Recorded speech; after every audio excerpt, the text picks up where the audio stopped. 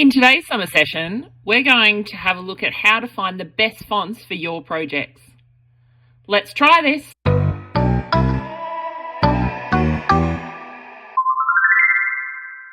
We're going to look at 3 different websites today that will give us different fonts that we can use that aren't in the Cricut program. So the first one is 1001fonts.com. This is my favorite website to download fonts that you can keep on your computer. All of these fonts are free, and all you need to do is do a couple of things. You can do a search for particular fonts. So you can see here that I've just typed in the top here, New Year, because we're coming into January. We could be doing a project about New Year's Eve or the new year coming up. And so if I do a search for New Year, you can see that a whole heap of different fonts come up. You can type in Christmas, Easter, birthdays, all these different ones, and you might get fonts that come up. The other thing I have now just done is typed in the words Happy New Year. And what that has allowed me to do is see what these fonts will look like in the text that I am going to type.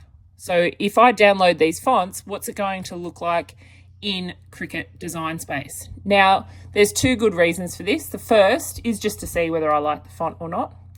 The second is to make sure that it types all of the letters or all of the numbers or whatever it is I want, because some of these fonts that you download are not going to give you @ symbols or not all the numbers. Sometimes they even have weird glitches when you put a T and an H together, or a ING, and they might just have a square because these fonts haven't got the number of characters that we might need for all of our typing. So it's a really good way to test. So then the other thing we can do is go across the top, and you can see I can choose different options for things that I can choose. So things like calligraphy or script or handwritten or modern or holiday. And then I can scroll through and I find one. Now, I'm going to go with this one called Chris Day, and it's got Happy New Year. I really like the way the font reads. All I need to do is click on the download button, and then I will download it. Now, depending on whether or not you're an Apple user or a Windows user will depend on how you install, but your next step is to install it. If you're an Apple user like me, all you need to do is go into your downloads folder, double click on the file. It will unzip it for you. You might have to, if you're a Windows user, actually do the extract all process. And then you double click on the extracted file and click on install. And what that will do is now put that into your computer system, and it is now a font that stays with your computer. Another way we can find fonts is to click on the font categories, which is across the top here on the red banner.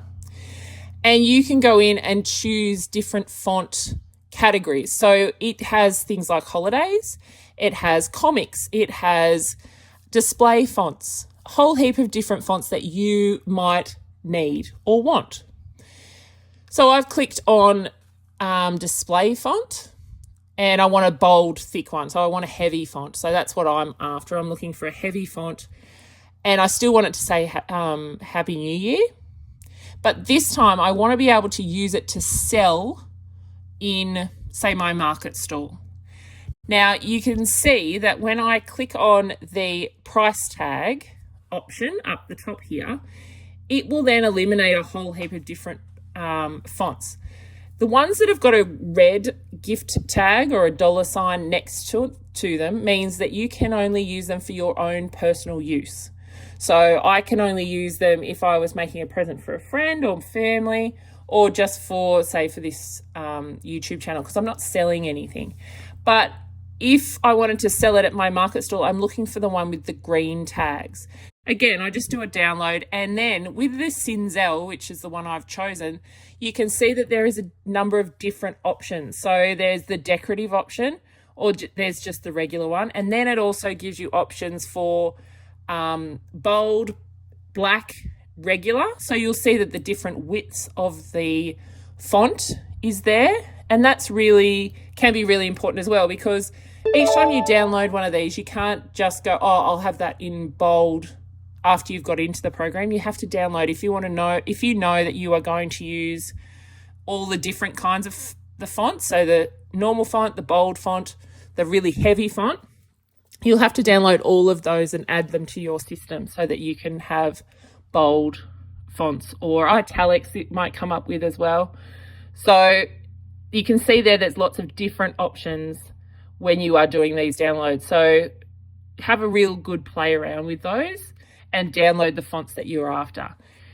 Now I'm just scrolling through my font book and we can see, so if you're an Apple user, it's a font book.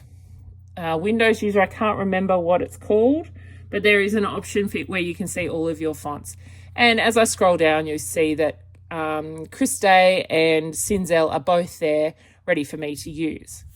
Now for me to use that in Design Space, I do need to go back into Design Space. I need to click on View and I need to click on Reload. And what that does is now inserts those fonts into Design Space. If you haven't opened Design Space yet, you can just open Design Space and it will load those fonts in there. But if you have started a project and say you're halfway through and you go to type these fonts and you realize that they're not there, all you need to do is to go to View and Reload. And now I'm just going to do a little test, make sure that they work for the project that I might want to do. And so I'm just going to write Happy New Year in 2 different text boxes and choose those 2 fonts. So that is Cinzel and Cricut.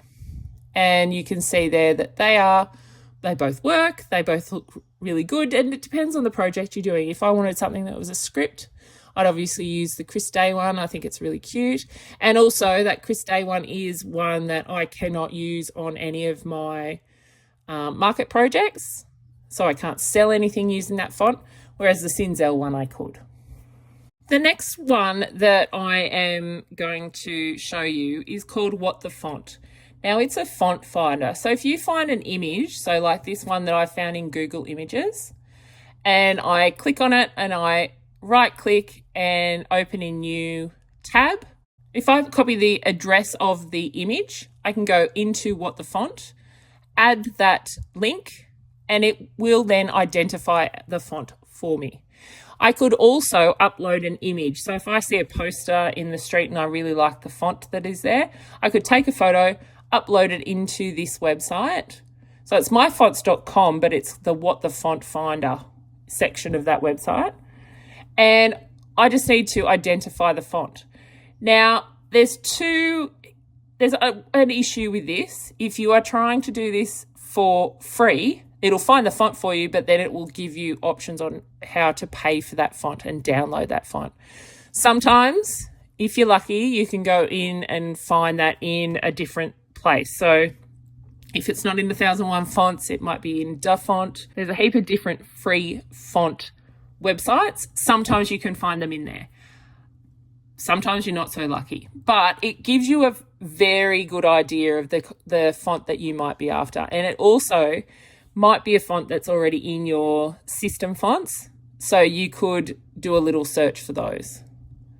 But it does give you a few different choices on how to buy it. So you can see from the one I did, Sibylla is the one that meets it closest. And if I wanted to, I could pay for I could pay $15 and I could use it myself. It would mean that I'd be able to use it in any of my products or anything like that because I have paid the creator for that. But if I go into 1001 fonts, you can see it doesn't exist, Sibylla.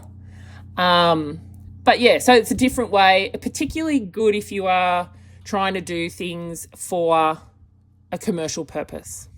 Now the final one, this is fun, this is called fontbolt.com.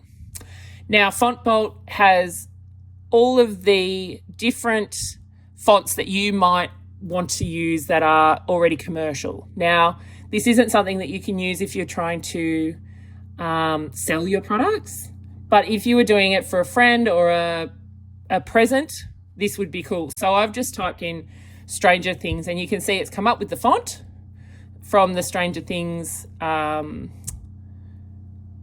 show. And you can go through, you type in whatever word you want. So I want Happy New Year. I've chosen the font Stranger Things. It's given us Happy New Year, and I can choose a style. So I've chosen Netflix because that's what it's on. You can choose a font size. You can choose the font colors. So you can have a background color. You can have an outline. You can have the font color as well. And then if you hit generate, it gives you a PNG. Now, it's not, you can't use this in your Cricut design space and type whatever you like. You need to come back into this FontBolt website and type the next thing that you need. But as soon as you hit generate, it downloads it for you as a PNG. And then all you need to do is go into design space and upload that as you would any other image. So you go to upload, and then you can either drag that image in after you've hit upload image, or you can browse and find it in the folder. But you upload the image, and then you will be able to then do all of those things that we would do normally to a photo or an image, like get rid of the background. So you can see that mine's a black rectangle, but I only want the font to be black with the red outline. So if I click on all of the black parts that I don't want, so in between the A's, the P's, and the, is it an A? And the AR, and then get rid of the background, then I can download it as a flat graphic and just save it as we would normally. So I'm going to save mine in my YouTube, Stranger Things New Year, and then upload it, and I can resize it. Like I said, you can't change what you've written, but it is very cool if you are doing something that is for a present. Again, you cannot sell this kind of stuff, but it is something that's like a novelty. There's Bluey in there. That's where I've done one with Schitt's Creek font, whole heap of different fonts, Friends, the whole lot. So that's another cool way of getting fonts to use in your projects.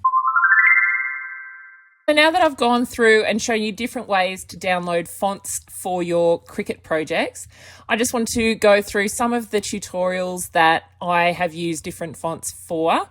My two favorites in particular are the personalized Christmas ribbon. I really like this one because I've used the font not only for the text, but I've also used it for the imagery. So that's a really versatile way of using fonts. And my other one was from FontBolt, which is the Schitt's Creek font, and it is Fear Not, She Has Risen pencil case.